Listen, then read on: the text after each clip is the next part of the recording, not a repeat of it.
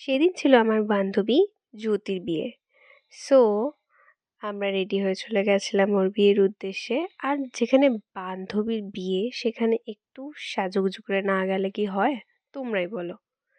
তো এই ছিল আমার সেদিনের লুক। আমাকে কেমন লাগছে তোমরা প্লিজ জানিও।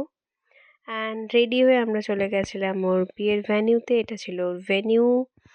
অ্যান্ড ভেন্যুতে ঢুকেই আমরা দেখতে পাই আমাদের ব্যস্ত ব্রাইড খুবই ব্যস্ত তার গেস্টদেরকে নিয়ে। অ্যান্ড ফাইনালি যখন দেখা হয় তার তো হাসি আর থামে না। অ্যান্ড ওর সাথে দেখা করে কিছুক্ষণ গল্প করে আমরা চলে যাই ডিরেক্ট খেতে। সেদিন দেখা হয়েছিল অনেক বছর পর আমার প্রিয় বান্ধবী স্বাগতার সাথে।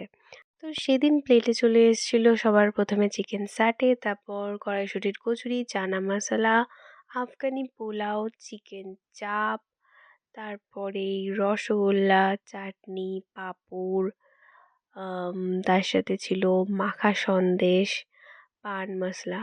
আর এই হচ্ছে মহারানী খেয়ে দিয়ে হাঁপিয়ে পড়েছে, বাড়ি নিয়ে যাওয়ার জন্য বলছিল। তো সমস্ত কিছু খাওয়া দাওয়া করে আমাদেরকে অনেকটাই তাড়াতাড়ি চলে আসতে হয়, কারণ লোকেশনটা অনেকটাই দূরে ছিল আমাদের বাড়ি থেকে। তো সমস্ত কিছু খেয়ে দিয়ে আমরা ফাইনালি যখন ফিরি তখন দেখি স্টেশনে সবাই দৌড়াচ্ছে ট্রেনের জন্য। তো কোনো রকমের দৌড়ঝাঁপ করে আমরা ট্রেনে উঠি। আর অনেক দিন পর দেখা হওয়ার তে আমাদের যে আনন্দ, আমাদের এই তিনজনের ডুয়োটা খুবই মিস করি। অ্যান্ড আশা করি সবাই ভালো থাকবো। আর স্পেশালি জ্যোতির জন্য মেনি মেনি কংগ্রাচুলেশনস। অ্যান্ড অবশেষে আমি বাড়ি ফিরে যাই। অ্যান্ড এই ছিল সেদিনের কিছু মিষ্টি মিষ্টি ফটো, যেগুলো সারা জীবন স্মৃতির পাতায় রয়ে যাবে।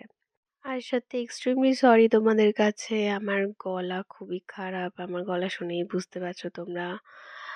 আর তার জন্যে আমার ভিডিও আসতে অনেকটা লেট হচ্ছে। সেদিনের লুকে আমাকে কেমন লাগছে জানিও। দেখা হবে অন্য কোনো দিন।